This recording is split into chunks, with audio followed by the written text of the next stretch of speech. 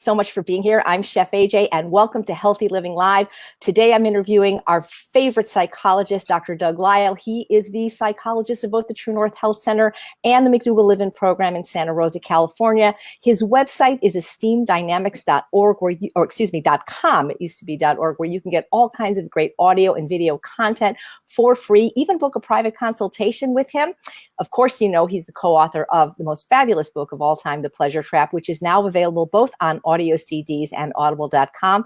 And if that weren't enough, he is the star of the weekly podcast, Beat Your Genes, which airs every Wednesday night at 8:30 p.m. to 9:30 p.m. live on Blog Talk Radio and iTunes. And you can even call in and ask him a question if we don't get to your question today. But we have lots of questions. So let's get started and welcome Dr. Lisle. Oh, good to see you, AJ. Thank you so much. I'm going to take myself off screen so they can look at you, and I will ask you the first question. All right. So this is from Lisa. Dear Dr. Lisle, my sister and I watched the live stream of last year's Ultimate Weight Loss Conference and were inspired to attempt to lose weight and attend the conference in person this year. We bought our tickets in January, and since then I have released about 18 pounds, but still have a ways to go. My sister has not lost any weight and might have even gained a few pounds. And now she is saying she doesn't want to go. She's coming up with all sorts of excuses when my guess is the real reason is that she's embarrassed about her weight. I'm still overweight and I'm going. Is there anything you can say to help inspire those that are backing out to change their mind? Oh boy, that's a great question. I wish I could just talk to anybody that was going through that. It's kind of a funny thing that people look at an event like this as sort of a marker for where they are, and maybe a comparison issue, where really what we want to do mostly is go and learn and get support and inspiration. And so if you've been struggling and if you're going through something like this, ambivalence like this, just come, because you know you're going to have a good time. And your spirit gets reborn by being around such a bunch of positive energy and positive people, that this is the right thing to do, is just jump in. This reminds me of myself when it comes to like going to some party or get together. So I'm very reticent to go, but if somebody that I like or know pushes me, then when I go, I have a good time. And so this is what this needs to be like. Just relax, forget about it. Don't worry about where you've been or what's been happening. Just jump in, get into the fray. There's going to be all kinds of people there at different points in this process. And so just join in, learn, grow, and have a very good positive experience. That's what I would tell anybody to do. Great. And if for some reason they really can't make it, they can also get a live stream now and watch it. They have up to 6 months. So that's kind of nice. But like you said, it's really more for the community and the support. And that's why I think it's so magical, because, I would encourage people to, if you are one of these people that are backing out, just book a session with Dr. Lisle and he'll explain to you why you might want to go. So guys, please share the broadcast in real time with your pages and friends if you don't mind, and I will get on to the next question. I thought you were going to take like an hour for that one, so I hope I have enough questions. Very good. So, this is an interesting question from Jonathan. Dear Dr. Lisle, is it possible to be addicted to tanning? My wife loves to sunbathe. She loves the sun, and she loves to sunbathe daily for at least an hour, often during the most intense hours of sun, 11 to 2. She says if she is unable to get in the sun every day, she feels cranky, depressed, and irritable. And I have found this to be true. On days if there is no sun, she'll even go to a tanning salon. Is there something about sunshine that really does improve one's mood, or is this an obsession or an addiction? And is this something I should be worried about in terms of her getting skin damage or cancer? I wouldn't be worried about skin damage or cancer, particularly. I'd be more worried about your diet as far as that goes. I think it's wise, if you're going to get a bunch of sun, to try to protect areas of your body that get more sun than other parts. So your face and neck and arms, etc. These parts of your body get a great deal of sun, just in general. And so, I mean, depending upon where they live, obviously, if she's out in the sun, she's at a place where there's a lot of sunshine. However, as far as the rest of our body goes and getting an hour of sun a day, that would be completely consistent with human natural history. So it's kind of interesting that she's so psychologically attached to it. I'm psychologically attached to seeing the sun. I really like seeing it. I don't need it. I don't need it to activate my pineal gland or anything else under the sun. But it's just the sunshine is inherently happy. It's a very literally the color of the sun is something that people really like, the hues that are involved, and you like the warmth and everything else. And obviously it's stimulating vitamin D production for about 20 minutes. After that, it's not. So yeah, we were designed to love the sun. Some people don't, incredibly. So they're sort of rare birds that are not into it, but most of us are. And if you ever go to England or Scotland, the sun shines so rarely in any warmth that when the sun does come out in July for about half an hour, people will be taking their t-shirts off all over the place just to get a little bit of sunshine. So, no worries. I'm not worried about anything. I would just encourage anybody to use hats and I guess sunscreen. I'm not a huge fan of that, but I like to cover up the places of your body that are going to get a lot of sun, so that you don't have one area of your skin getting 8 times as much sun as everything else. But, that's nothing unreasonable about that. Cool. Yeah. Ellen is saying, why does she like cloudy, misty days? Oh, not me. I can relate to that question. Yeah. Thanks. So this one actually, this is funny the way they wrote it, but I've heard this before. So Terry says, I have a coworker who's lost almost 100 pounds and completely transformed her appearance.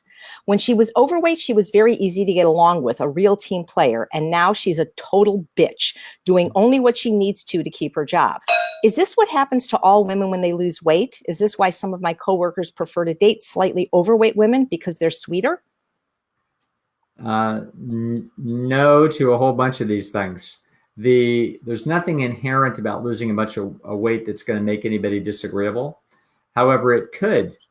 And the reason it could, in some people may have been more agreeable than they really are by personality, because they are carrying around a handicap.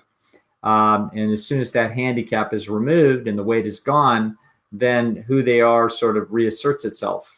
So let's look at how this works. The greatest case I ever saw of this was my father when he was in the hospital for his heart condition. This was in the late 1990s. My dad was basically a tough old buzzard that didn't want any help from anybody. It was just generally fairly disagreeable. I loved the guy. He was tough as nails, but the term Marine tough fits my father very well. So it was not warm and fuzzy in my household. There was warmth, but he was a tough guy, and he was disagreeable, and he wanted things his own way. That's just how he was. And when he was very ill, my sister and I and my mother obviously all congregated. My sister and I immediately flew in to be by his side as he was going through his medical procedure. And I was walking him up and down the halls of the hospital for the first time in his life. He needed help. Somebody help him to walk. And it was hilarious to me. I was relieved he was going to be okay, but you should have heard this guy. Boy, I sure love my family. I sure love my and he would cry, be tearful. I'm like, this is not Ralph. This isn't even remotely Ralph. This is Ralph feeling like he's in real trouble and he really needs people and he really needs his family. And now he's piling on the warmth and affection because he feels like he's in a corner. And actually, my sister and I just roared when we watched this. I mean, we love the old guy, but this was not him. And of course, as soon as he felt halfway better, it was back to the old story. That's now we're back to the real dude. Okay. So you're going to have people, men and women, but particularly women, who have been taking it on the chin behind all the prejudice that comes their way from being overweight. And so a person that might be very disagreeable could turn into fairly cooperative, just feeling like she just loves her coworkers and she just loves everybody. In other words, feeling like she doesn't have that much negotiating power in the world, and therefore she better mellow out. And then it turns out that she loses 100 pounds, and suddenly the more difficult personality reemerges in the process. That wouldn't happen as a general course of events. So a very nice person losing 100 pounds is still a very nice person, et cetera. So, but I could absolutely see how this would happen. I believe I've seen it happen with my own eyes, and so I'm not surprised. And I don't think that that's why anyone would date a slightly overweight person, because that would, i.e., take the bitch off a little bit, shave it off. I don't think so. I think that someone might do that for a variety of reasons. They might actually have an aesthetic attraction to people slightly overweight or curvier, or it could also be that that's the person that'll go out with them. So there'd be a number of reasons for that, but I think that that's a miscalculation. I think the main one is exactly what you're saying. Someone that is latently more difficult gets more cooperative when they've got less trading power. Right. Just like this reminds me of Saddam Hussein being dug out of the ground and then announcing, "I'm the president of Iraq, and now I'm willing to negotiate." Now you're willing to negotiate. Of course, that's how that works. That's terrific. Thank you. So I thought, since you're answering these fairly quickly, I thought I would take a few questions that are being typed in online in real time, which is why it's so fun doing these live. So Michael says, Doug calls you Doug, not Dr. Lisle. I'm just kidding. He has commented in the past that the calorie density of our natural history was typically around the 500 calories per pound range, and the normal variation of food intake is about 3 to 5 pounds a day. Mm-hmm. For someone on a program like Chef AJ's, where Chef AJ has said in previous videos that she can eat about 10 pounds of food in a day, how do we rectify the difference? Is it just individual variation, where in AJ's case, this system is something that works for her? Or should we aim to try to hit a higher calorie density than 500 calories a pound that matches more with our natural history, and then make changes like AJ if necessary to meet our goals? Okay, that's a very good question, and so we're going to actually pick our way through the math a little bit. Chef AJ is probably is eating a diet that is lower in calorie density than the diet that would have been typical of human natural history. So she's eating a very lean diet. That's why she's eating 7 or 8 or 9 or 10 pounds of food a day. So if we were to look at what the diet of our natural history would have included, it absolutely would have included meat, and meat would have been at about 800 calories a pound. So it also would have included the starches that would have averaged about 4. It also would have included maybe some nuts and seeds.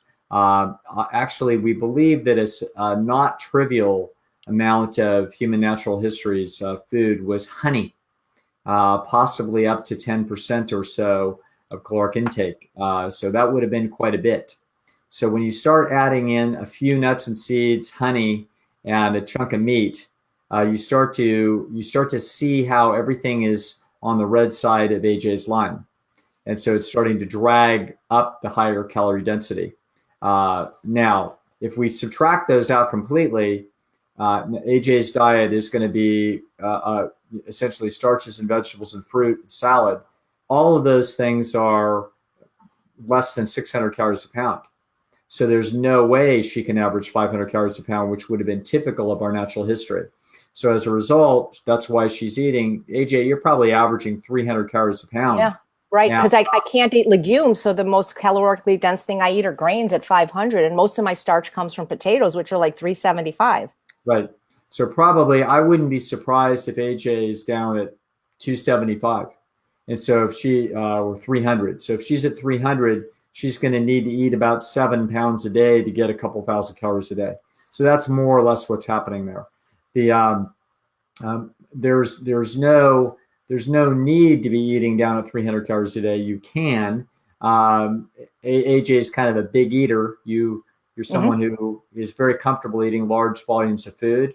Yep. Not everybody is. And so we can, this is where the individual variation comes, not only with natural palate and comfort with volumes, but also what the nature is of your weight issues and how far down the food chain we need to go. We know that the leanest thing that you could probably do would be to eat, a raw diet that didn't have nuts and avocado in it, and therefore you would have to eat a phenomenal amount of food. I had a good friend of mine that in his early life, he was 380 pounds, and he went to an all raw diet, and the all raw diet took over 200 pounds off of him. And so he would have gotten there more slowly with a diet that had some cooked vegetables in it, and it probably would have been healthier for him. But he went all the way down to basically 200 calories a pound.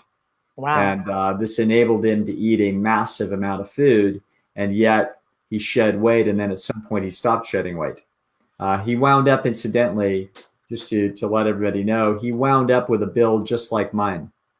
So this was a guy that was 380 pounds and about my height. So he's a little taller than me. He's about maybe 6'1", maybe 6'2". And he was 380 pounds in his youth. So this is before, quote, age sets in. And he has wound up with a diet that is very much like yours, AJ. And to this day, that's what he eats, and he has been lean his whole life ever since. So this is the story of the numbers, and we don't need to weigh and measure. We just move the calorie density line around and find a spot that's really good for you. Right.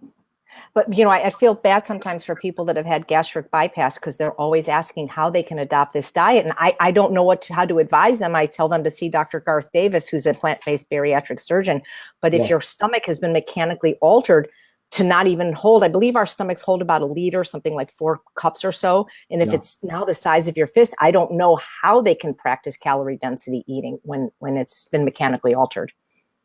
Yes. And they're going to need some expert help about what to do. And that's exactly the right thing to do. Right. Yes. Thanks. There's people, you probably know them, like Robbie Barbero, that eat the 80-10-10 diet, which is a raw, low fat diet. So their calorie density, they never go over 300 really. And so I'm sure they're eating even more than me. So massive amounts. Right. Incredible. I'm sure I understand this. In other words, in principle, I understand it. It feels very pristine. I, at times in my life, have eaten very large amounts of raw food. There's feelings that come with it that feel you can feel like you're doing some really great things, but it turns out I don't believe that there's any clinical support for this, and I don't think it actually makes sense in terms of human evolution. I think we want to be cooking a large percentage of our food. I think raw food is great, and it's a good thing to have in people's diet, but the diet certainly doesn't need to be there exclusively. And I think when it is there exclusively, it's a little tough. You have to eat way more food than would have been normal for human beings. You can do it. You're adaptable enough to survive on this, but it's not consistent with the natural history of the organism. And so, and it's certainly not necessary for optimum health.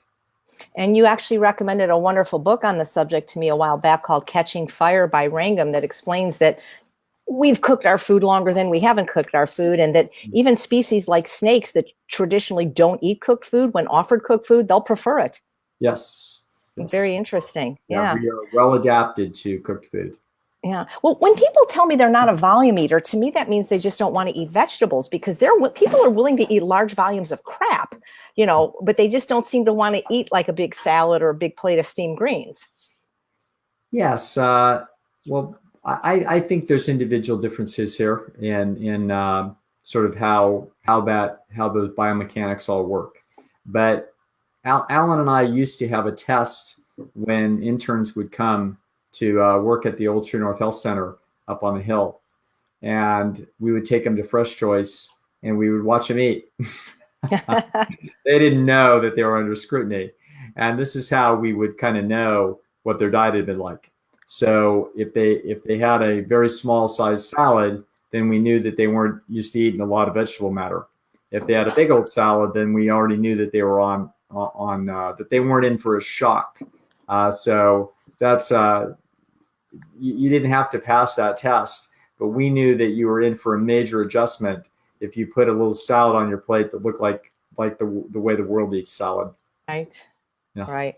It's so fun because we have a lot of people in the Ultimate Weight Loss Program that go to True North regularly, and they take pictures of what Dr. Goldhammer and Gar eat every day, and it blows people's mind. And I'm like, this is what you're supposed to eat if you want to be, healthy and lean. So very cool. Thank you, Dr. Lisle. So here's a question from Diane. And I know you've answered this in one of the Ultimate Weight Loss conferences, but I don't think you've answered it on an interview, but we get it a lot. She says, what is the best approach to handling family and friends who, after seeing your weight loss and other health improvements, make cutting remarks? You might be 6 months or more into your journey at this point. Perhaps they act that way out of envy and resentment, but how do you best diffuse those situations and not take things personally? Things family and friends might say are, you look sickly, you don't look well, you're too thin. Boy, I dealt with this for the first 4 years. So yeah, what do you do? Actually, what we want to do in those situations is let's look at through the heart of what's actually going on there. There's more than one thing, and the people are not conscious of what's happening. So what's happening is that you've got blind unconscious programs percolating through the people's brains, and what's spitting out of their mouth is essentially a concoction of their different impulses. So one of the things that's going on is that they are feeling like they got left behind and they're being shown up for being self-indulgent and overweight. So that's one thing, and they don't like it. And number two, if they know how it is that you've gone about it, there's essentially a moral prescription that is saying, yeah, and if you got off your rear end and you did this, you would have these results too, but you haven't and I have. Okay, so that's also a message that they are hearing. And also, however, it's also true that when people go through rapid weight loss, their appearance change in some cases is alarming.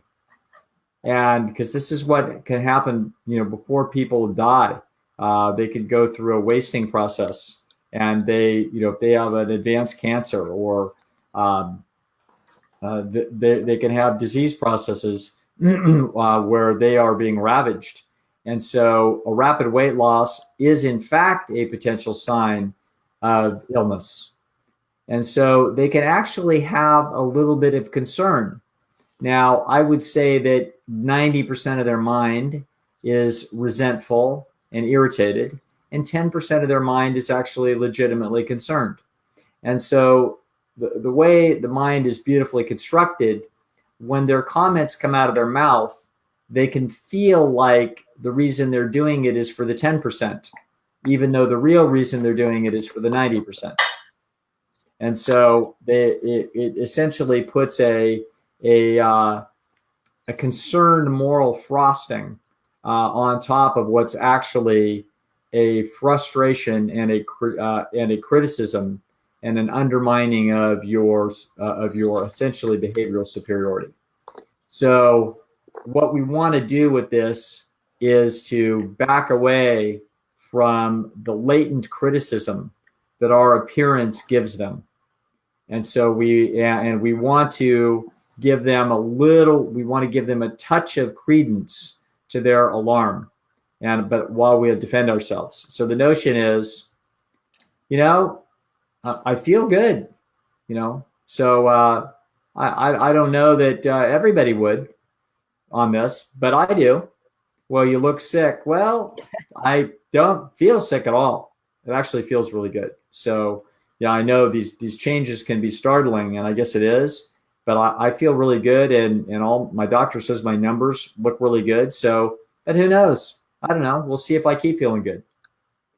And so by signaling that, you might change your mind in the future.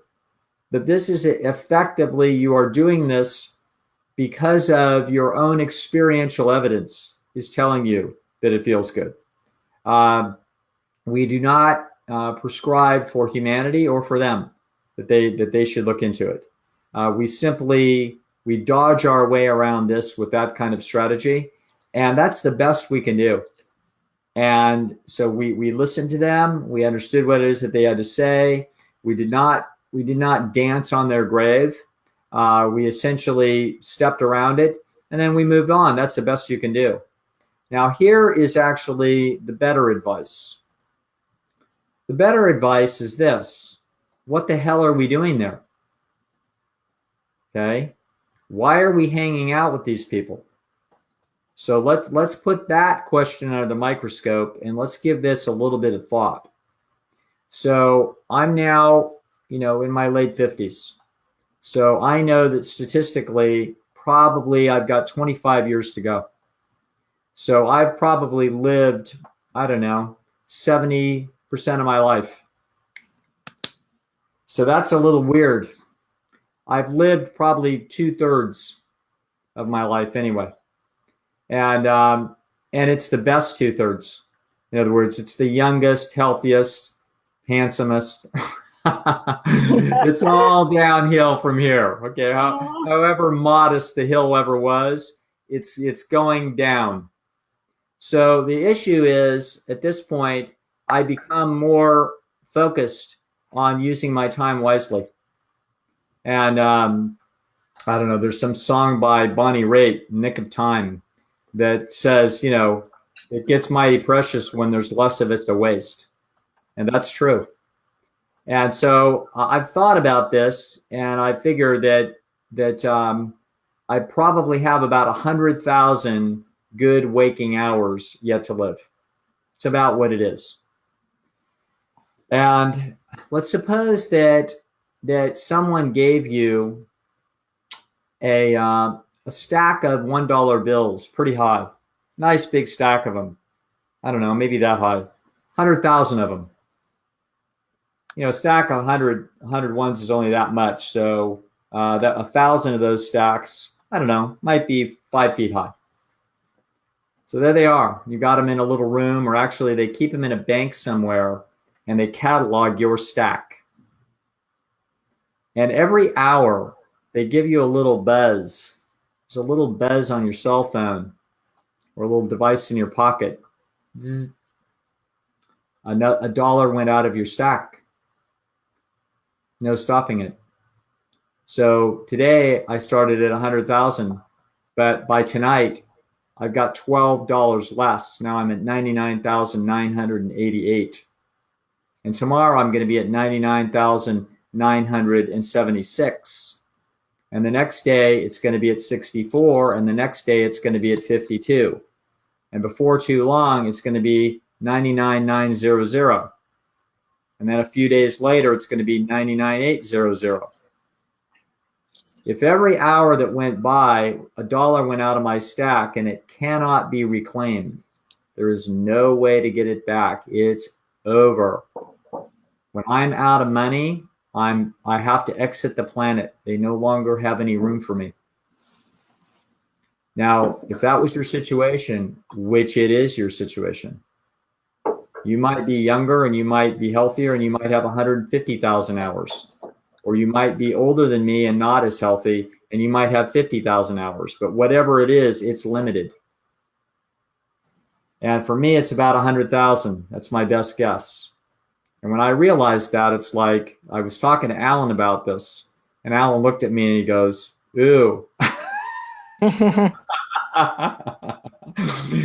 of bothered him. He said, wow. Yeah, we could talk in terms of months, like 40 months to go or whatever, that freaks some people, or 400 months to go, that freaks some people out. But to me, the best concept I had is hours. And then suddenly I realized I don't want to give somebody one of those dollars. That's one less dollar for me. So if I give $1 to some disagreeable person at some family function that I don't want to even be there and deal with these people, ooh, I just gave away one of those precious dollars. That's terrible. I can never get that back. That's an hour I could have been walking on the beach somewhere and watching a sunset. No, I can't get it back. It's gone. So the question I have for all these disagreeable, pain in the neck people that we deal with, cross-examine us and have biting criticism for any of your life. Hey, what are we doing there? Okay, let's think carefully about this. Oh, well, it's a family function. My mom would be upset. So go see your mom when you can see your mom and have a good time with your mom. But if there's unpleasant people at the family function, don't go. Get out. Okay? They aren't going to sacrifice a kidney to give you some hours back. You're not going to get the hours back. So spend your time wisely. With doing things that you really enjoy doing with people you love. That's how we want to spend our lives. Okay? Excellent. Excellent. All right. Yeah, you gave me this advice after I attended my 40th high school reunion, unfortunately. And I was texting you from the bathroom like, this is the worst thing I've ever done. This was so stupid. So, but you're so right. So here's another question from somebody that's considering not going to the UWL conference, but for a different reason. It's not about weight, and this is anonymous. She says, what do you recommend for someone with social anxiety? When I go to large events like the UWL Live in Vegas, I kind of panic with large crowds. Well, people differ a lot on this. So you've got some shy people that large crowds are not conducive to them, being comfortable. And so I'm kind of one of those people, actually. So that's why in every class or every lecture, I'm always way at the back. So even if it's a favorite speaker of mine, I'm way at the back. So I just want to stay out of the mix. That's me. So, if they're panicky or anything like that, then that's a little bit different. So if we have any kind of a latent panic disorder that's driving the person to be uncomfortable, then I have to let you know that if you carry around a lot of anxiety, what you want to do is, step outside and step away from other people and do some exercise to essentially process the adrenaline that's coursing through your veins. And you can process that adrenaline in a couple of minutes. So if you jog in place, stretch, touch your toes, do arm circles, basically do some calisthenics, you can look not crazy in doing that. You just look like a fitness enthusiast. That what you're doing is you're sort of processing your way through some of the adrenaline that is causing that anxiety. And so there's people that need to do that 10 times a day. They need to spend 2 or 3 minutes 10 times just to dissipate the anxiety. I found that's a lot more helpful for most people than trying to learn how to meditate and try to sit in the lotus position and try to, et cetera. Now, for people that can do this, that can go in a meditative state easily, good for them. But a lot of people can't, particularly anxious folks that are essentially, what they're getting is that they're getting a predator-prey instinct that tells them that they need to get out. And their adrenaline is telling them to actually use the large muscles of their body to escape. And so they can get there, and they can get that threat in a variety of circumstances, including being in a crowd.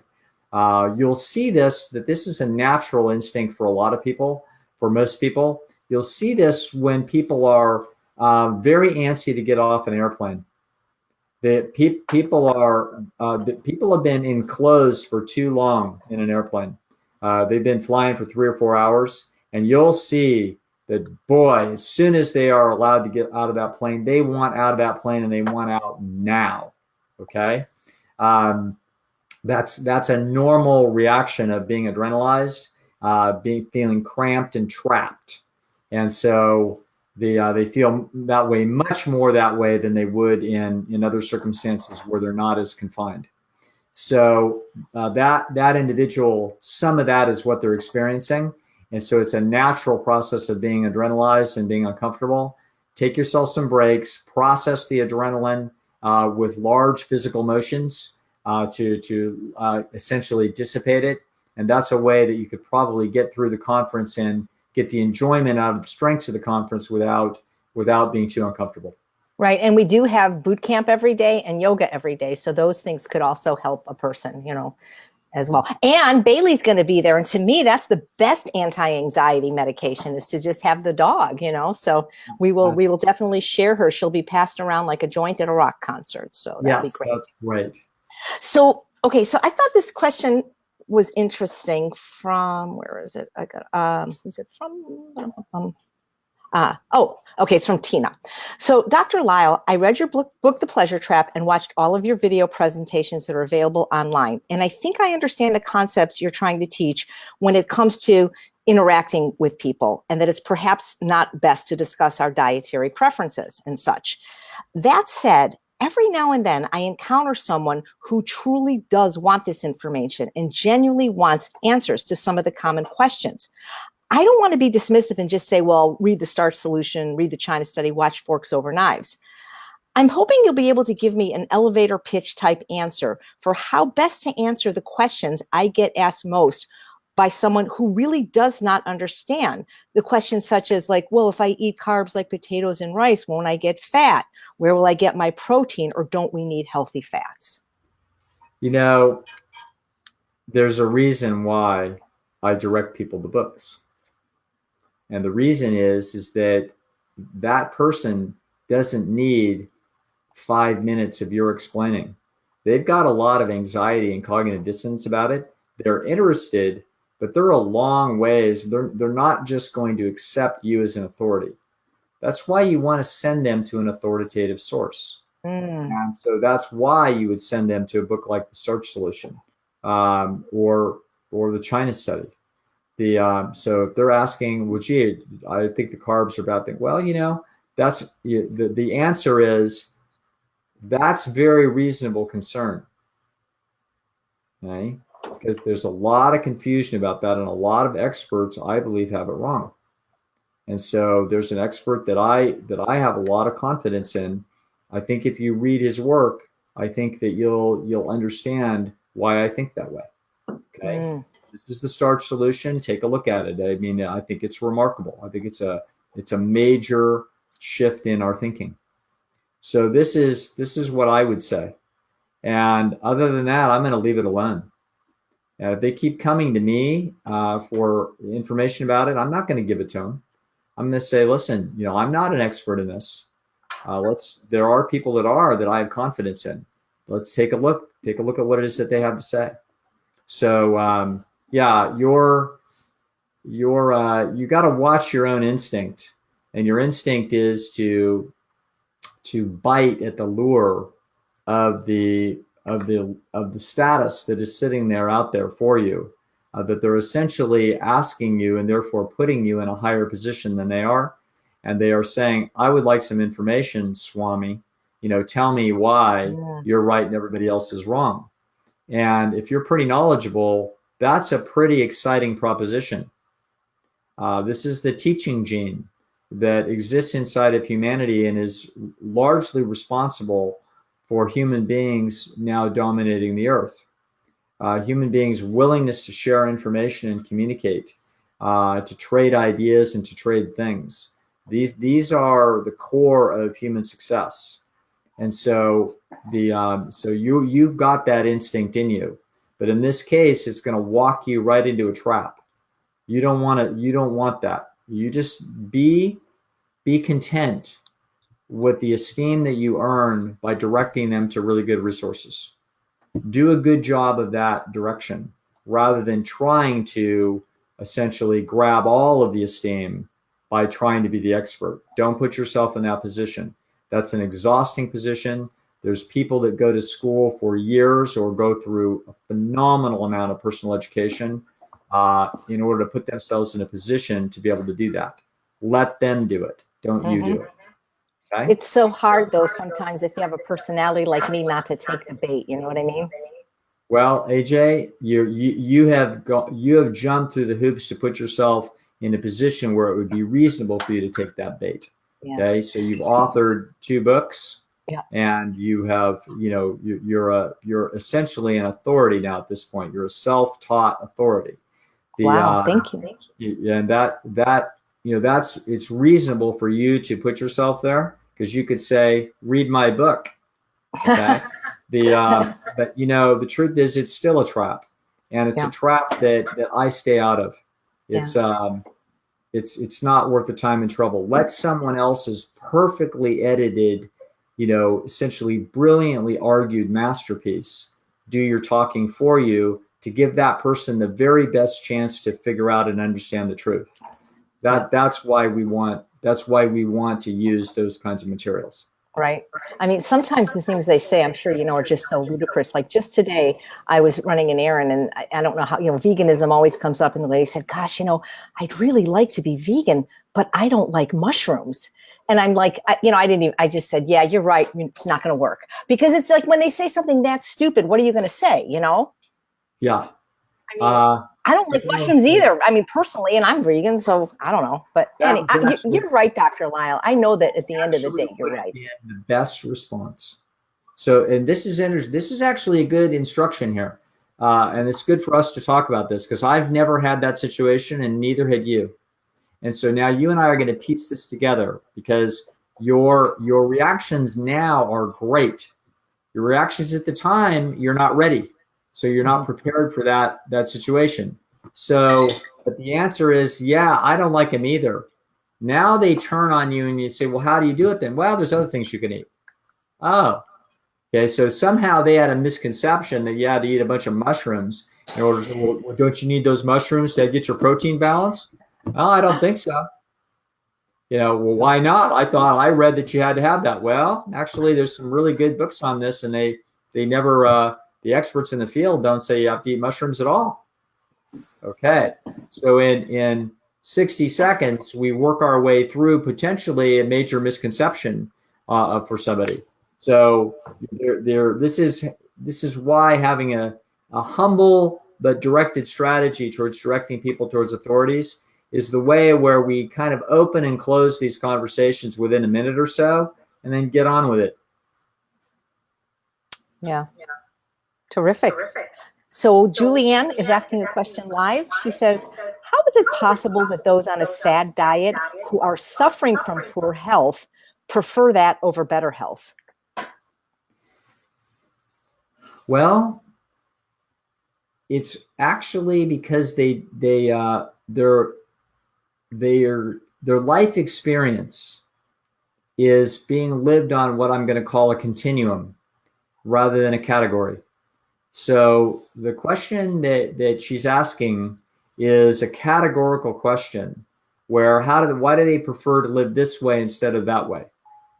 And why would you rather be indulgent and sick rather than be self-disciplined and be well?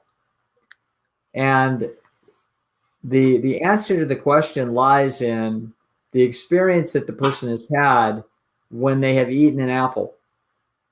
And when they've eaten an apple, nothing magical happened. So when they ate something that somebody told them was healthy and it was going to help them, nothing magical happened.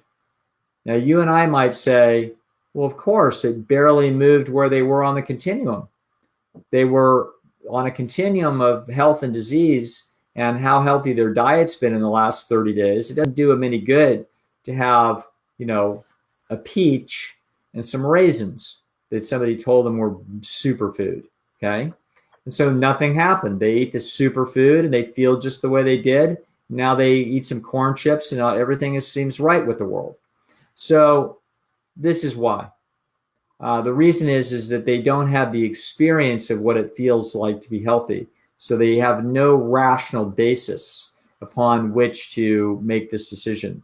If by some chance, this is the fascinating thing that we get to see happen at True North, and now we have Dr. Nathan Gershfeld down in Southern California has Fasting Escape, which is a beautiful facility where he's doing exactly the same thing, where people come in, they do a short fast, and they refeed with super healthy food. People get to experience the change. Once you experience the change, then your own mind starts to see it as categorical as well. It's like, wow, that's a whole different life experience. Now I actually feel good. Now they know the difference. Okay, so and then they're in a position to make a rational decision.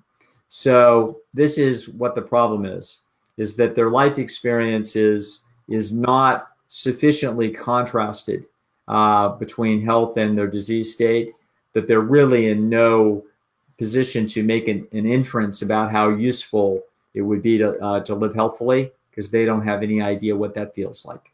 It's been too long. Wow. Well, thank you so much. Okay. Craig wants to know, is it ever appropriate to comment on someone's weight, or is it just better not to go there? By that, I mean, I have a coworker that lost a lot of weight and he looks great. And now he's starting to put it on, but so slowly that it's almost like he doesn't notice. Is it better to just not say anything? Don't say a word. Believe me, he knows it's going on. Mm-hmm. Okay, he knows a lot better than you know that it's going on. So we don't need to be telling people about what's happening with them. They are well aware of what's happening with them. They are 1,000 times more aware of what's happening than you are aware of what's happening. So I'm always, I can't believe how obtuse people can be. So some parent is telling their daughter, you really got to watch it. You know, you're putting on weight. It's like, don't think she doesn't know. She already knows. So, you know, we try to figure out helpful things to support people rather than a scoreboard feedback from the peanut gallery. We don't need to do that. So good question. And the answer is leave them alone. That is not something we need to comment on. Yeah. It's so funny though, because women would often set their husbands up like, you know, does this make me look fat? And you know, it's a no-win situation for the man, you know? So they just say, hey, how about them Lakers? Yeah, that's the best answer, I guess. So Heidi says she's a recovering people pleaser. Thanks to this way of eating, she's no longer an extrovert that she used to be. I didn't think you could change that. I really appreciate being more introverted and spending quality time with myself rather than with others. I'm hoping that this is normal and perhaps others have had this happen to them. Am I right in thinking this way? I'm actually not sure what she's referring to. Yeah, me too. I didn't understand the question. I asked her to retype it. So, but that's okay. She's thinking, she's got some idea there that's rattling around, trying to get itself formulated, and that's okay. We'll see what happens. Okay, maybe she'll type it. There was an interesting question somebody wrote about how do you manage to eat healthy with your busy life and travel schedule? And I think he said, like, how did you do it during graduate school and things like that? I'll see if I can find the exact question, but it was also from Michael, and that's what I remember it to be. Well, graduate school isn't busy. You're just enduring it. It's like enduring a Roman siege. Believe me, you're at home and you're supposed to be studying, but you don't want to study. And then you're supposed to be writing and you're not writing. So there's plenty of time to cook. So that's not a problem. And a busy life is going to be one that you're going to want some order in it. And you're going to want to have a rhythm to where you do a lot of things the same. And so that's how my life is. I've got a typical set of groceries that I buy. And these days, more and more, I'm using Amazon to deliver them. And so things are actually getting easier now rather than more difficult. So the busier I get, the more time I need to take to organize things a little bit more fastidiously. And so I wind up doing things repetitively. So I have the kind of rice that you can microwave, brown rice, in 1 minute. It's already a couple minutes, it's done. I have black beans stocked up in the pantry. That's easy. I have corn tortillas. I have bags of lettuce that come to the house as well as avocados. And so now I have everything I need to make myself tostadas. Done. Takes me less than 10 minutes from start to finish. And so I will do repetitive, simple things, and that's how I keep on track. Nice. Thank you. Joanne wrote a question online saying, in an environment which does not support healthy eating, like our American society, eating healthy requires focus and effort. You have to learn how to eat healthy. You have to prepare most, if not all of your food, making you, quote, different from most of your unhealthy friends and family. Sure. Therefore, I've often wondered how you can tell the difference between someone who is obsessed by eating healthy and someone who is just conscientiously taking care of their health. If you take time to learn about healthy eating and cook most of your food, you are definitely going to appear different from most of the people around you. That's true. True. Absolutely true. So, such is life. This is the price we pay for having the last third of our lives not be terrible. So I may have lived 2/3 of my life, and they may be the best in terms of health, but the last third, as long as I'm not in pain and I'm not in trouble, psychologically, it can be the best time. So it can be a great time. I've found some great friends, do what I love to do, etc. People that don't do this and don't protect their health have a lousy odds that they could live it out this way. Okay. We have very good odds of living it out this way. So it isn't bulletproof, but I look at some of my heroes. I look at Colin and I look at Essie. Yeah. I look at how healthy they are in their mid 80s, and I look at how healthy my friend Alan is, who can still just absolutely punish people half his age in athletics. It's like, you know what, this is the way to go. So that's why. So if we're a little odd, so be it. Thank you. So Ryan says that he's often hears people say that if I eat carbs, I'll get fat. And they're even referring to the complex carbs like potatoes, rice, or even fruit. Sure. Is that ever true? I mean, are there some people that just can't eat carbs? No. Yeah.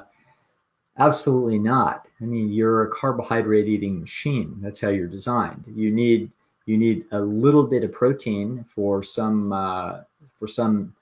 mechanisms. You have a necessity for protein, and you have a necessity for essential fatty acids. But you are a carbohydrate burning machine. That's how you're built. No responsible physiologist could ever tell you any different.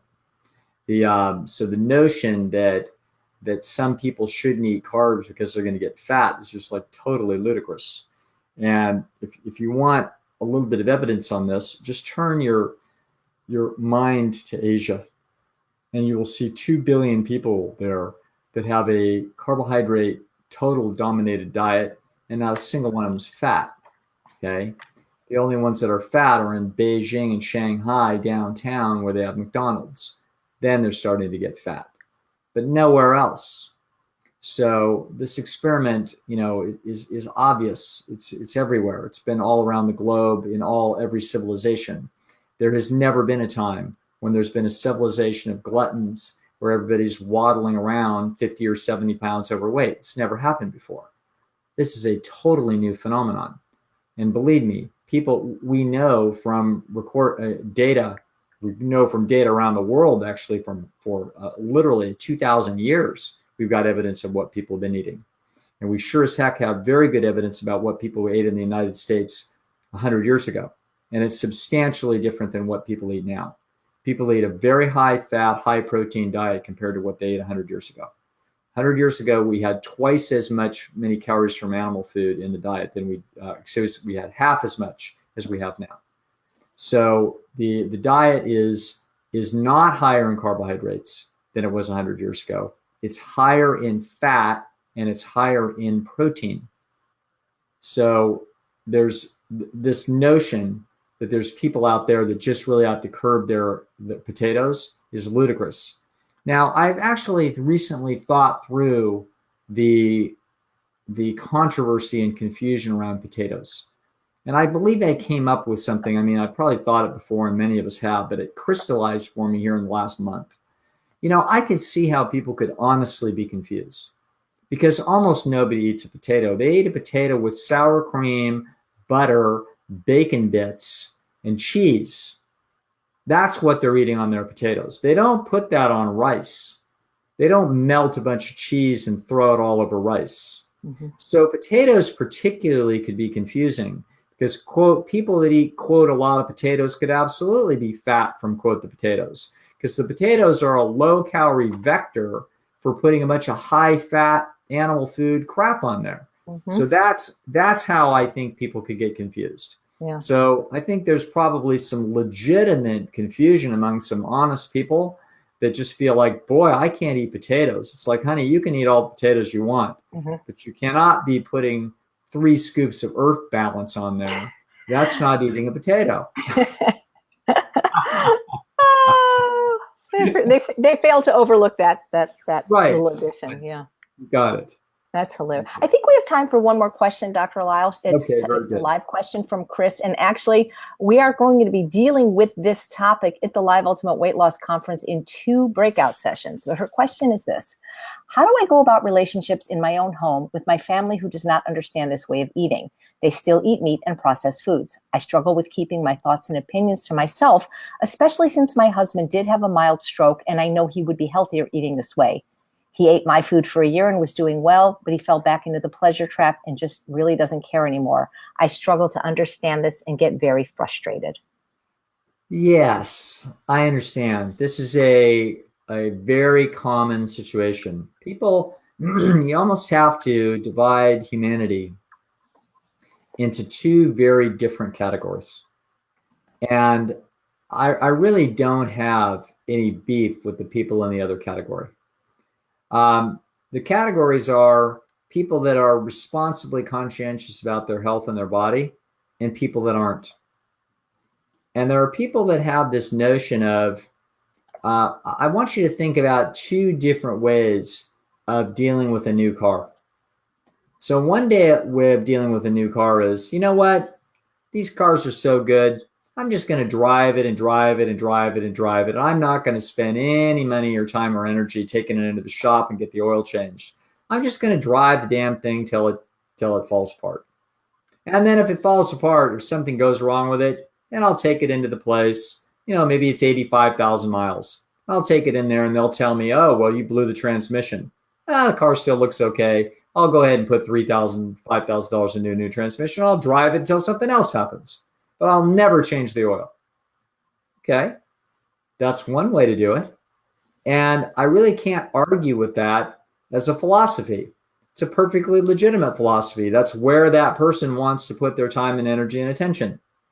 Another person says, no, I'm going to change the oil every 3,000 miles. I'm going to do I'm going to change the belts and hoses at 50,000 miles because that's a major cause of trouble, is every now and then something like that breaks and then the engine cooks. So yeah, I'd like to maybe drive this car for 200,000 miles or more. And I will invest the time and trouble in having that happen. The other person says, forget it. I'm not going to do it. Now you might say, well, you only get one car. True. But it's going to turn out that it's not going to be the difference between 200,000 miles and 100,000 miles. It's not going to be the difference between living 150 and living 75 years. The differences are going to be relatively modest. And so the notion of really not caring and just doing whatever the heck it is that you want is not irrational. It's just a matter of a personal orientation towards life. And I've met many such people, and their approach does not seem irrational to me. It just is alien to me. I don't have that orientation. I just don't. I have a much more fastidious, caring about myself orientation. And so one way for this lady to look at this problem is that your husband just has a different orientation. And it means that his car is going to break down likely sooner than your car. Just probably will. And that's just going to be how it goes. And so we're not, remember, the car is going to break down. We're all off the planet at 100,000 hours. So he may only get 68,000 good, 20,000 bad, and 12,000 that he leaves on the table.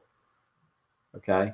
And so that may be how it works. Whereas hopefully I get 100,000 good, and I got one quiet day at the end that I'm feeling a little tired, and I go to sleep on my 94th birthday, and I don't wake up, and I die peacefully in my sleep. Okay. That I may not have hardly any bad hours, and I may get every single one of them that I had coming to me. Whereas someone else may leave a lot on the table, but it's their choice to leave it on the table. So they don't owe us anything.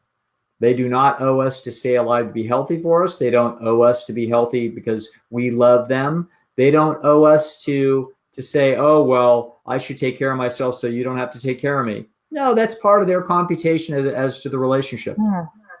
Okay? And we can say, you know what? We can quietly say to ourselves, well, if you don't, then you can better believe I'm going to cut every corner when it turns out that I have to take some responsibility for your infirmity later. I'm not going to be working to the nth degree to get you better. I'm going to stick you in some place that is affordable and reasonable, and I'm going to have other people look at you because I got to have a life to live. Right, because so you don't have to. What's that? Not wiping your. I was going to say I'm not wiping your ass. Well, that's what Dr. Goldhammer says. You know, when the husband has the stroke, we shouldn't have to. I love when you laugh. You look like Alan Alda. You are so cute. Oh my God, AJ, you and Alan just have a. It's like Forrest Gump said, Mama just had a way of putting things in a way I could understand.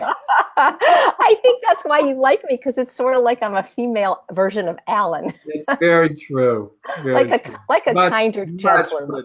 Much prettier. Thank you so much. All right. Dr. Lisle, let's just say goodbye to everyone. I'll put myself back on screen. This was wonderful. Everyone, watch it again. Share this broadcast. Thank you so much for your time, Dr. Lisle. You're so generous to talk to us as often as you do, and we really appreciate it. Thanks all of you guys for watching another episode of Healthy Living Live. I'm Chef AJ. I make healthy taste delicious, and Dr. Lisle makes it understandable. Thanks. Bye.